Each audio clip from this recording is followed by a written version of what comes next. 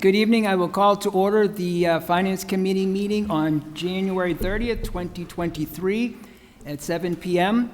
We have 5 items on the agenda this evening: a transfer request to fund the FY 2024 WMCT-TV budget, also a capital bond request for various reconstruction of streets throughout the city. I will begin with the first item, order number 23-100-8794, communication from Mayor Vigil with a transfer in the amount of $100,000 from PEG funds to Marlborough Cable Trust to fund the operation of WMCT-TV for FY 2024. Also would like to mention that Council Ossing has read his disclosure of appearance of conflict of interest into the record. So, Mr. Mayor, good evening. And Director.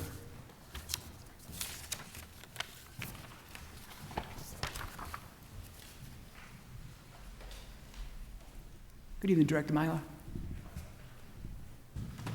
Mr. Chairman, if I just can start before Ryan takes over. Thank you, Mr. Mayor. It's a little odd the way we're doing this, sending down $100,000. The full budget won't be available. We're voting on it next week with the board. The reason for this is tax-exempt organizations in the state are required to do an audit if they have over $500,000 in revenue. This year, because all the revenue was deposited prior to the fiscal year, there's no revenue actually in their fiscal year budget. So I wanted to get some transferred in because they're teetering right at $500,000. So rather than go up against it, to keep it under the 500 for one more year, because the costs go up probably $5,000 to $7,000 if we do an audit. So that's why we're doing a quick transfer now, so we can get it down to him by the end of March and get that transfer done.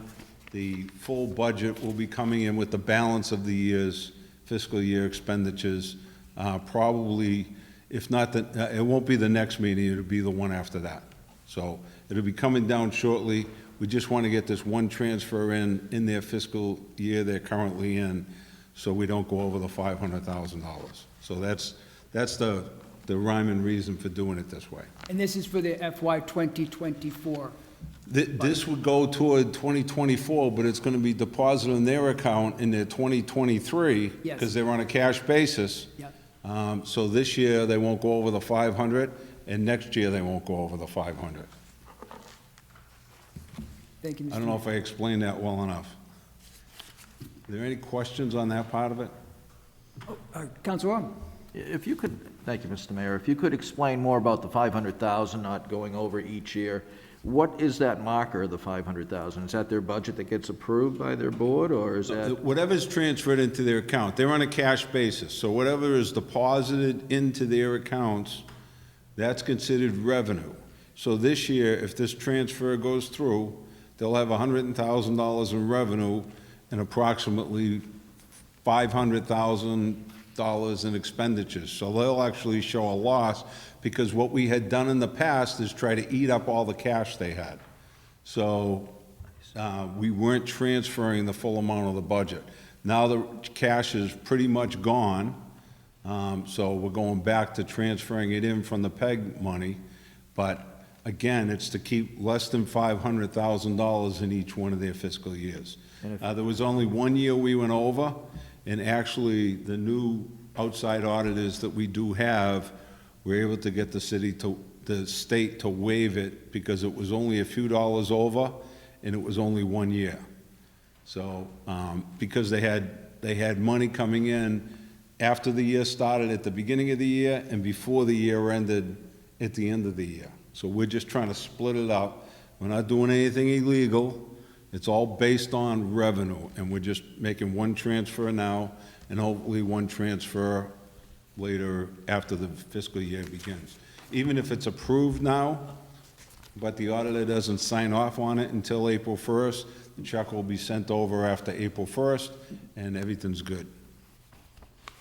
And if I may, Mr. Chair, either one of you, as we're talking about that 500,000 marker, are we seeing costs going up where the possibilities there in the year that we might see additional needs?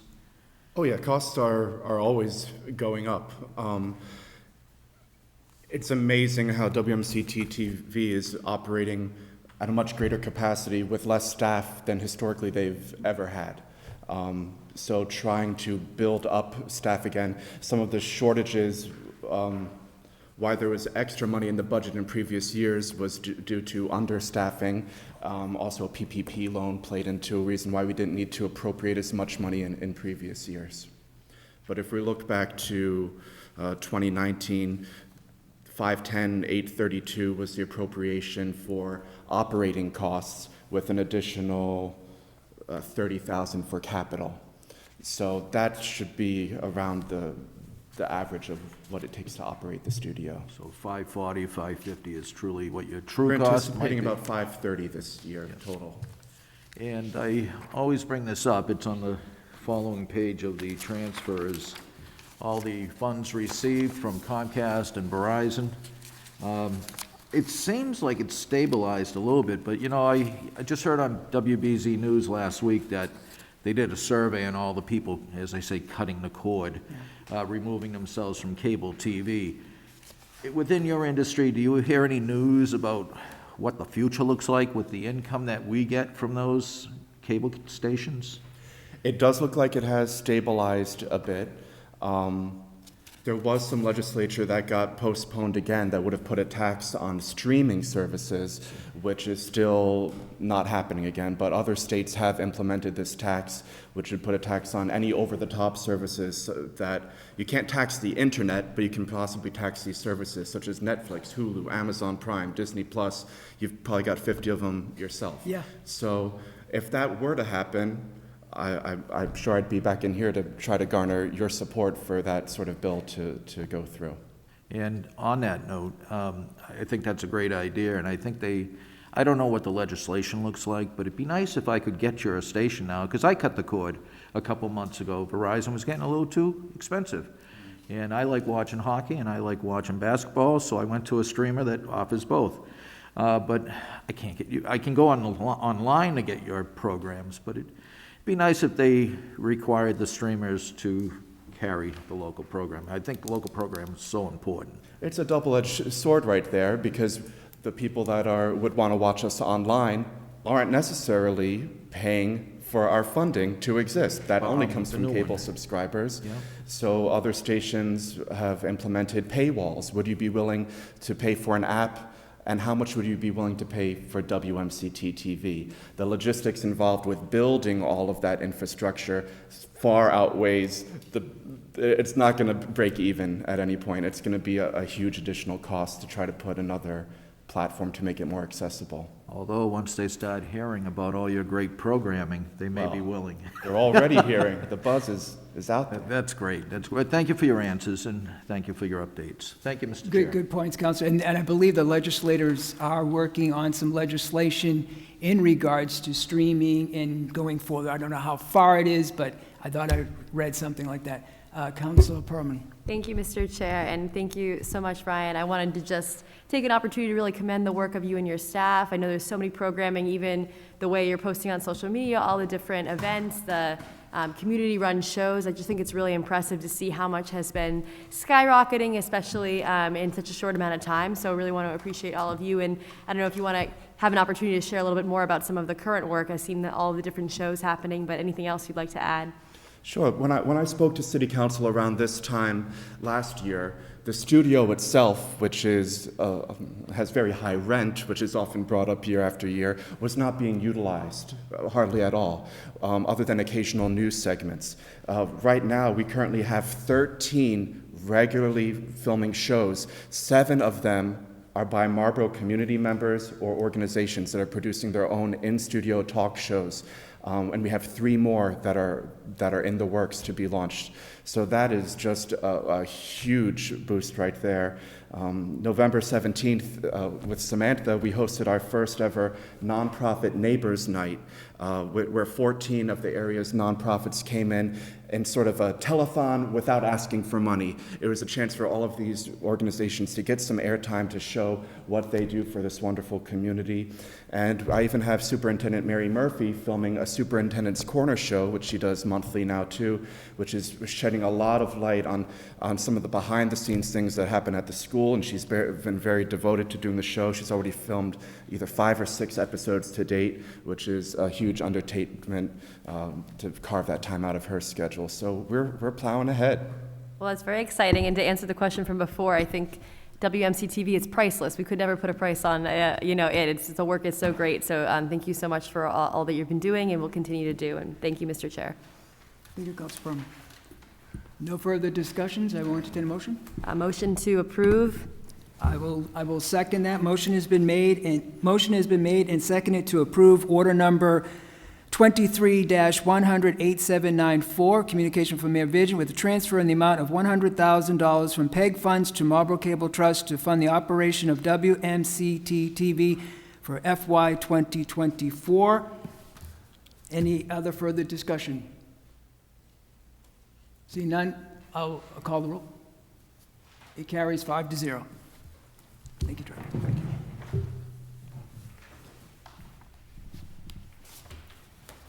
Okay, so next up is order number 23-100-8795, communication from Mayor Vision with capital bond request in the amount of $10,270,000, which includes various reconstruction of streets, drains, sidewalks, repairs throughout the city. And I'll begin by reading the letter submitted by the mayor.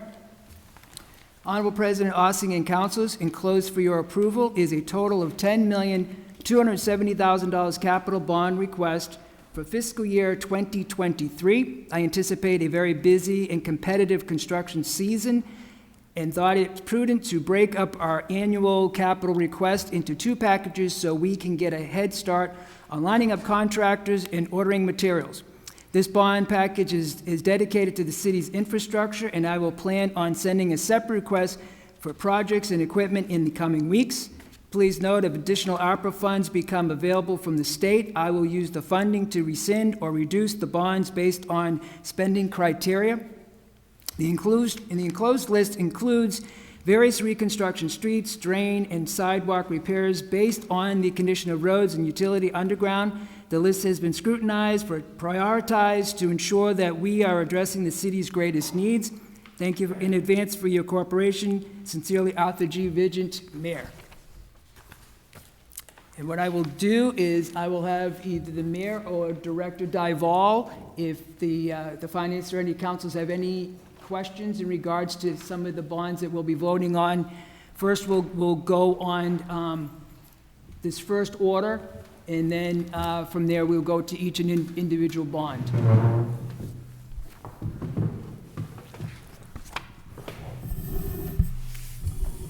Thank you, Director. Thank you, Mayor. Thank you, City Engineer. Thank you, Mr. Chairman and members.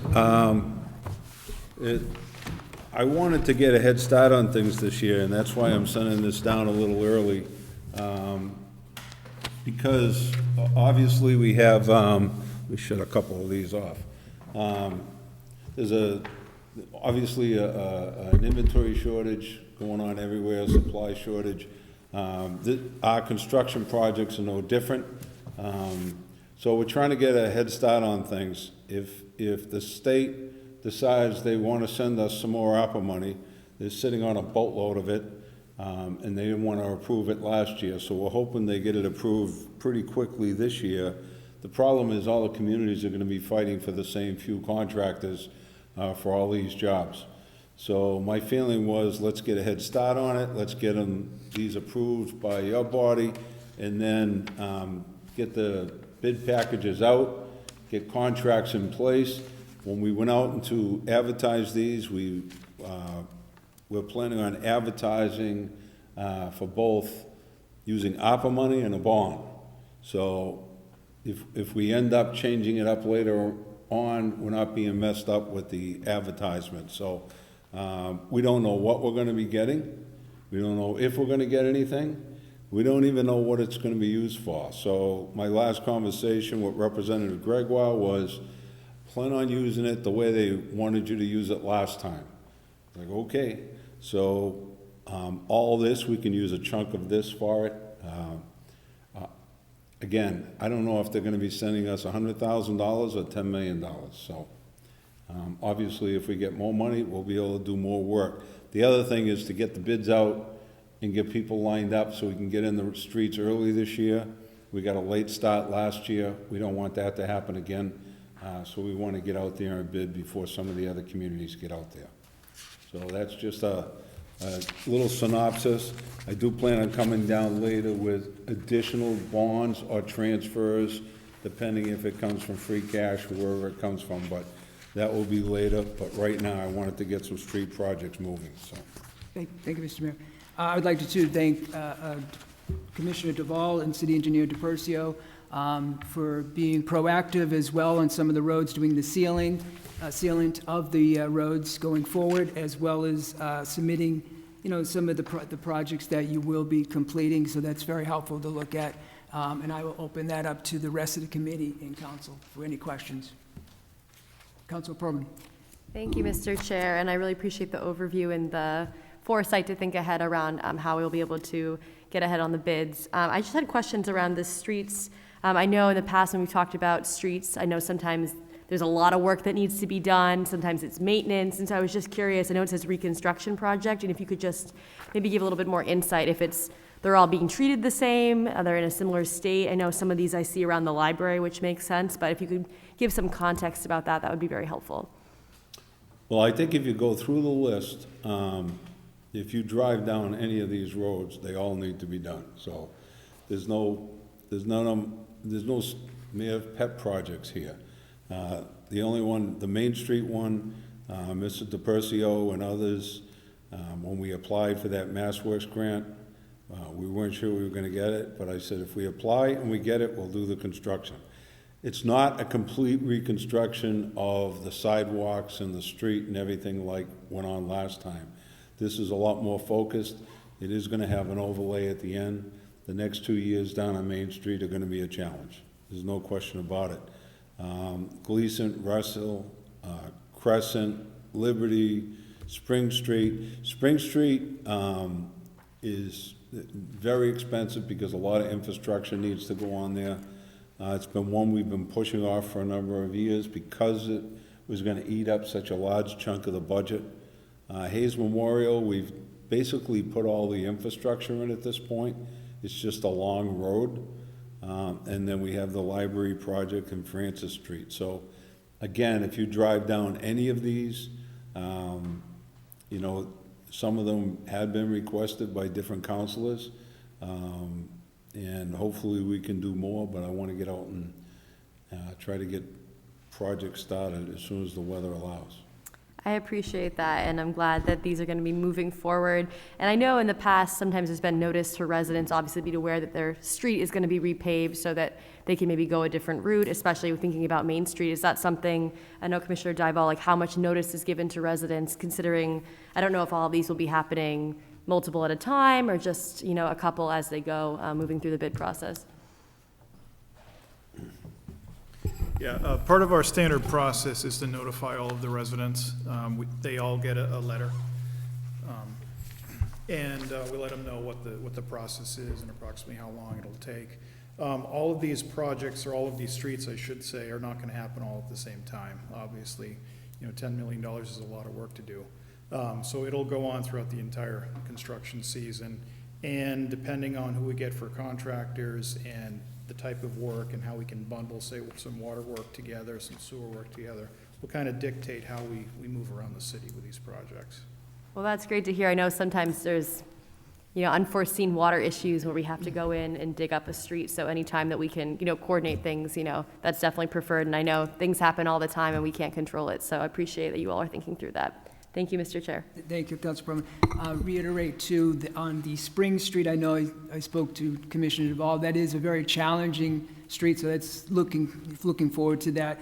Question is on Witherby Street with cement sidewalks and things like that, that's always going forward with cement sidewalks, right? When you do the cement repairs, or if you're doing anything on Witherby Street because it already consists of cement, a concrete Yeah, sidewalks. that's the plan on Witherby, to reconstruct it in kind with the concrete In side. common, okay. Because I know that can be challenging too with the way the driveways are on Witherby, but you guys are the experts, so, but thank you. Any other, Councilor? Thank you. Just curious, the scrutiny and, what else, prioritizing, what goes into that? Is it just judgment on what you see out there, or do you use any technology? I could tell you the process, same one we've been using for years, but first of all, I send an email out to the councilors. You do. I heard from a couple of you. I tried to work that into, what we're doing and the money we were gonna be spending, and try to get it as evenly as possible. If there's good projects, there's submissions from DPW. We have a rating chart of all the streets in the city.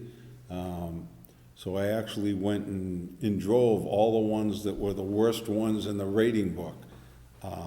And some of them weren't even close to being as bad as some of these, which, I'm sure other things go into it other than me just driving down the road. But some of it's just kind of common sense in looking at it. So there's a few different things that go into it. A lot of it is what needs to be done. Like I said, Spring Street, it's been on the list several times, and it's been kicked off the list because of the cost involved. Some of these are overlays, so we can sneak them in and get it done quickly. There's also a few different methods that are used in the different projects. Whether it's, using I call it the Brigham Street method, where probably 5-6 years ago, we basically just went down the road with pavers, and it was done in how many days? It was Just a few days, and it was The done whole late in the road. year too, so we, It just, they went down and just paved the road. So it was anticipated that it's not gonna last 30 years, but maybe it buys us 5 or 6 or 7 years. And if you get down there, other than 1 or 2 spots, it still looks pretty good. The only problem with that is you get some feedback from some of the people saying, hey, it's all chipped over here and it's not perfect. It wasn't. It was like a super duper overlay that just went all the way down Brigham Street. It was a long road. We did it down on Elm Street last year. We were cutting and pasting down there, and we finally had a meeting, and I said, stop the cutting and pasting and just do an overlay all the way down. So we ended up, late in the season, doing an overlay all the way down. Millham, we got a chunk of it done. So sometimes you can do that, but if you have to start grinding, now you're talking an overlay, it takes more time and more money. And if you're doing something like, the Francis Streets or the Spring Streets, now you're doing some heavy-duty digging, and it, again, different process. The street requires different things, and the infrastructure requires something different. The commissioner and our engineer hear it from me all the time. Every time I get a text from them at 12 o'clock at night or 2 in the morning saying, we got another water break, Oh, yeah. I get so frustrated, and I don't want to do any roads without redoing the water. And then they come in the next morning and bring me down off the cliff and say, we can't do every street with brand-new water and new sewer. Although I'd like to, you just can't do it. So they do what they can. I made a commitment to all of you over 10 years ago that we were gonna be in a $5-6 million plan and try to get every street done in the next 20 years. We've been well over the 5-6 million, and I can't say we got half the city done yet, but I can tell you we've done a hell of a job over the last 10 years by you guys approving, the requests that have come down. So we've done a lot of construction, and if you drive around on some of the side streets and the main road, you'll see it. And if I may add on a question to what you just brought up, Mr. Mayor, so like Spring Street, that's all infrastructure related to the sewer, the water pipes being replaced, so forth and so on? correct, yeah, there's some drainage issues there Drainage. too. There's a sidewalk gap that we'd like to fill if we can with some new sidewalk. So that's kind of got the whole bag of repairs that's needed. Excellent. The reason I brought up technology, I was walking through the Mass Municipal Trade Show, the mayor was there, our commissioner was there, and someone caught up to me at one of the booths that said they use technology now in determining street repairs through GPS and other database collections. I was just curious if we use any in-house technology, or do we ever looked at that type of program, because it's available? We've been using, they do a pavement management program, I guess that's what it is. Yes. And so a company comes through and checks it all out. We've done it ourselves a couple times. I love getting that book that shows, what it is. The problem is I need another column to when it was done last, because now we have so many. It was easy to do year one, where you just went in and marked up. Now the book's all marked up and it changes every year. But like I said, I went through the worst streets. Probably there were about 15 really, really bad streets in the management program. And I believe a couple of them are here, but they weren't as bad as most of these. Thank you.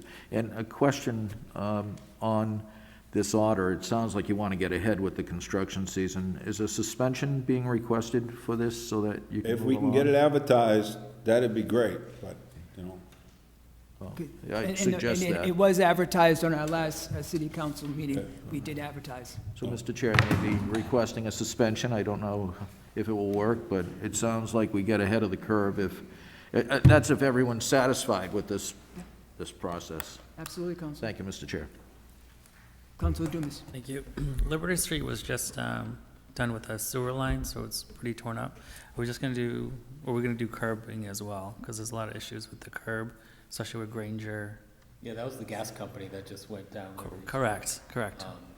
So we're gonna try to get some money from them so that, because they won't have to do their final paving. Right, But yeah, that'll be a reconstruction with curbing. and- with curbing. Yeah. Okay.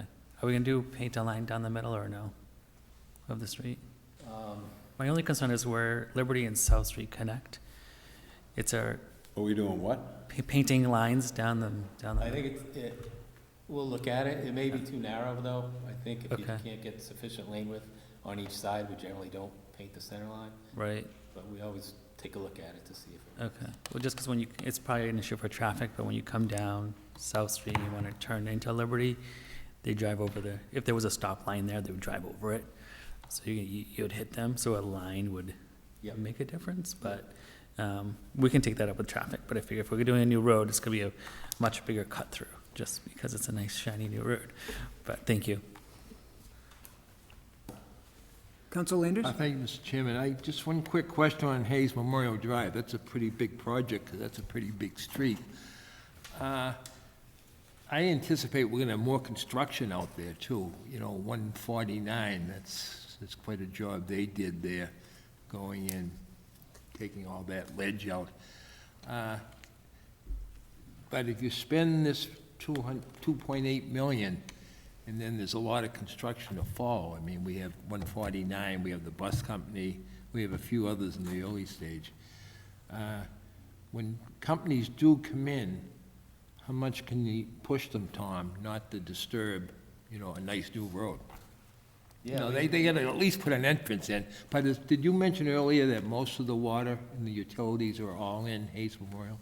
They are, yeah. They We would put replaced it- the water main and we left service stubs for all the vacant lots where there's. Oh, that's great. Yeah. That's great.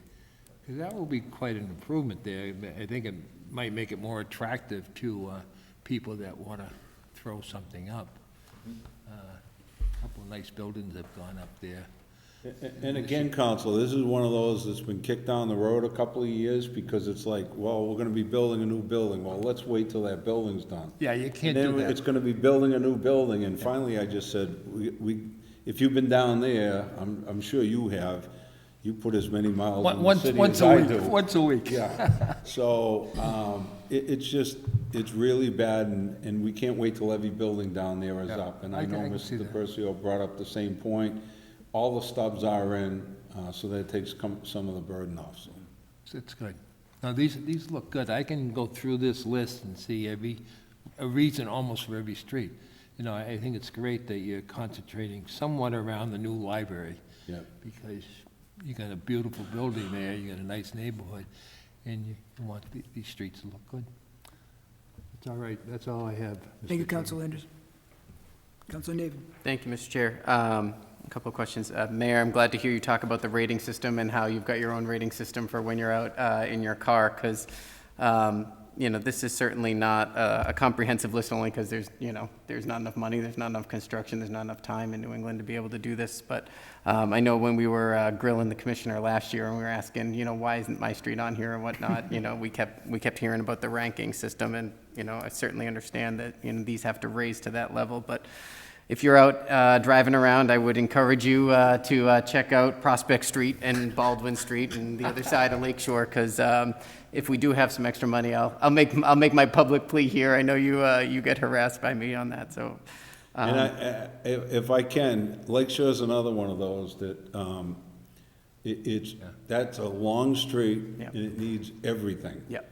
So And that- so do the streets behind it. Yeah, no, that's gonna be a real hefty one, and a lot of the side streets there, they're pretty bad. So that one, that's gonna be like a Sudbury Street project, I think, where it's gonna be broken up into 4 or 5, 6 years, because there's a lot of work that needs to be done down there. Well, I appreciate that. I was curious, Commissioner and Engineer DePercio, can you talk a little bit about the water main for the 20-inch water main for the future transmission line? Yeah, so we have a model of the distribution system, and they can plug into the computer. We use that to evaluate if there's new development in a certain part of the city. Will there be sufficient flow?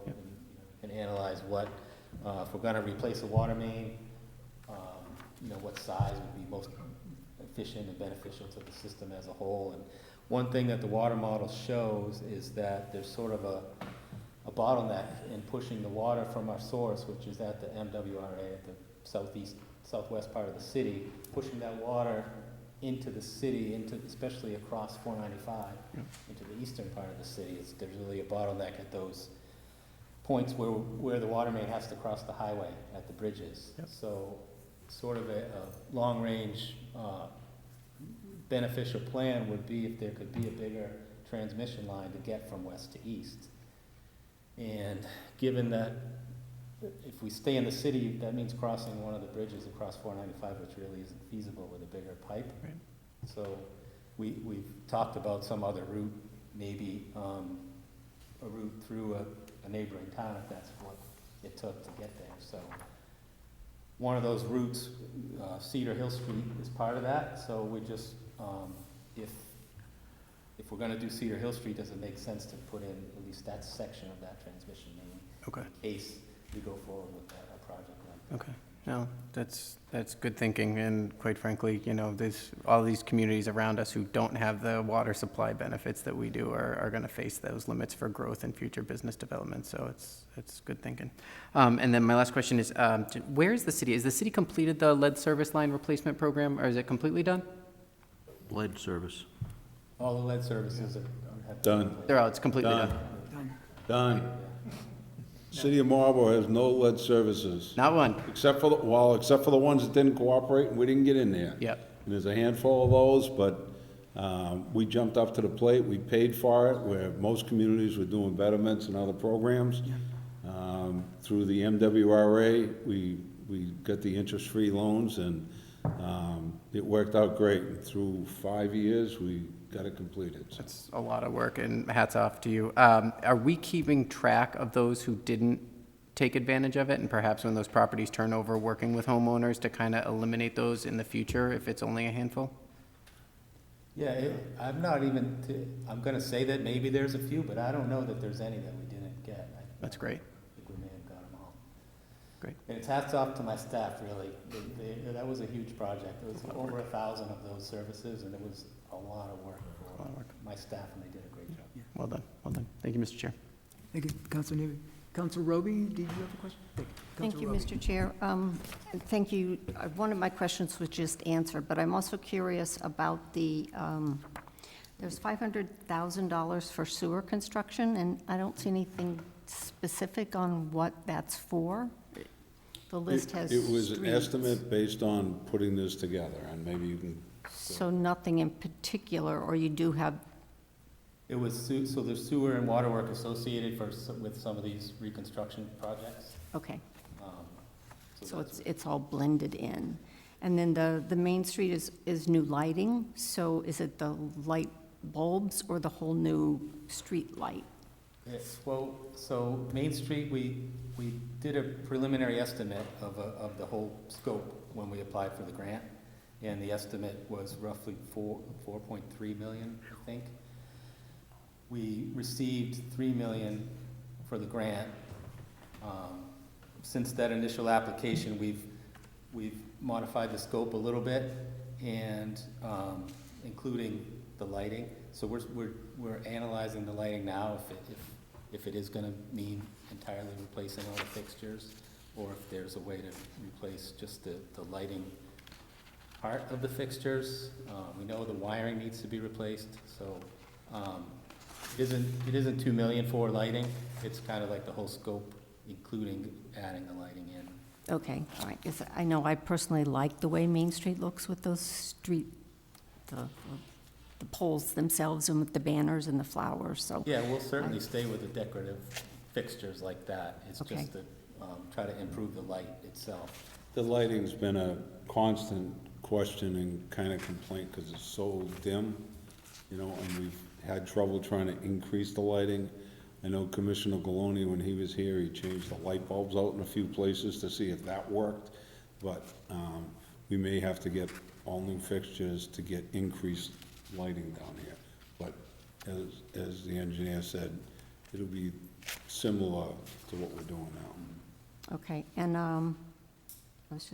will all of this be added to the city's website to let residents know when construction is, like it has happened in the past, and? It'll be on this year's map, you know, that construction map that we put up every year, so. And I know you had said that you may come back with ARPA money. My understanding is you have to come to the council then if you're. I have no looking idea to- what or if, you know. It does, but the state has If money. you find out, so- let me know, because they're keeping it a big secret down there, and everyone's been pounding, waiting for this money, because we have to spend it rather quickly, and Washington's not gonna extend it. They're gonna pull it back, give it back to us with a different name, and say thank you for, you know, we're gonna say thank you for giving us the old money you gave us the first time, you know. But, They take credit for it 3 times before we actually get it, so. And along with the ARPA money that I think is already sort of here, there is supposed to be more federal money coming for street think- work specifically. Is that something you need to apply for? Do you have details? No, we don't at this point. I think the immediate money coming out is gonna come from Boston first. What they do with the Washington money, we've had a couple of conversations with Congresswoman Trahan. So she's pushed us in the grant direction a couple of times, but I guess the grants for Washington, they require you to take seminars and everything else to apply for the grant. Whereas, the way I explained it to one of the other mayors in Boston last week, so I can apply for a grant that I almost know I'm gonna get from Boston for $500,000 and not have a headache, or I can take seminars and everything else and put someone on it and try to get 500,000 from Washington. So if we have our choice, I'll take the quick route. But we will be getting more money from Washington. I mean, and listening to Senator Markey the other day, he was at a meeting we were at and talking about all the money they're approving and pushing out, and we were all looking at each other saying, all right, we're waiting for the checks. Send the checks our way. But the ARPA money that the state has, I think, should be coming out hopefully in the next couple of months. But if not, that's why the bond's important, so we can get these projects going, you know.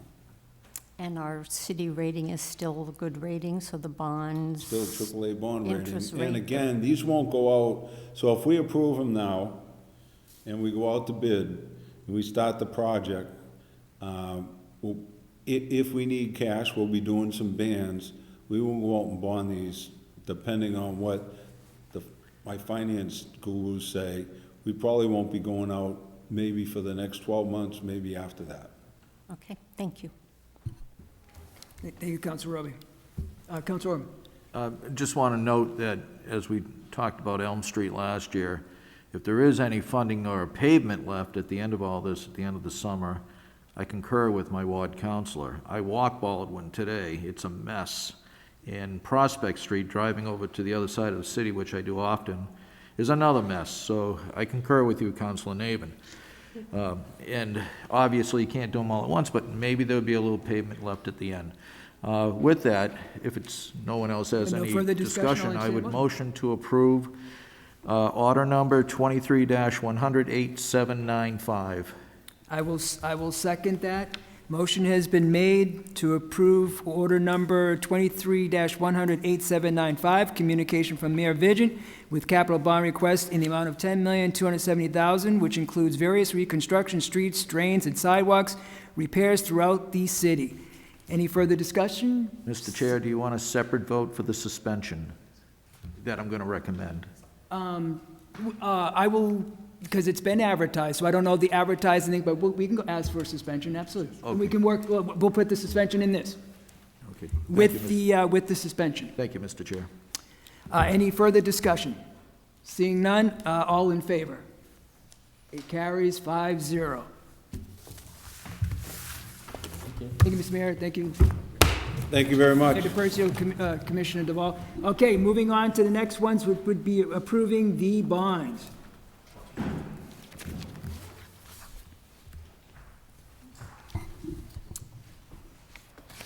Okay, so moving on, order number 23-100-8795A, the sum of $500,000 be and hereby appropriated for sewer construction and/or reconstruction. I will entertain a motion. Motion to approve. I will second that. Motion has been made and seconded to approve order number 23-100-8795A, the sum of $500,000 be and hereby appropriated for sewer construction and construction and/or reconstruction. Any further discussion? All in favor? Carries 5-0. Next up is order number 23-100-8795B, the sum of $1 million be and hereby appropriated for water construction and/or reconstruction. I will entertain a motion. Motion to Any approve? further discussion? Seeing none, all in favor? Carries 5-0. Next up is order number 23-100-8795C, the sum of $8,770,000 be and hereby appropriated for street and infrastructure construction, reconstruction, and/or rehabilitation. Rehabilitation. Motion to approve. All in favor? Carries 5-0. Motion to adjourn? I will second that. Motion has been made and seconded to adjourn. We are adjourned at 7:42 PM.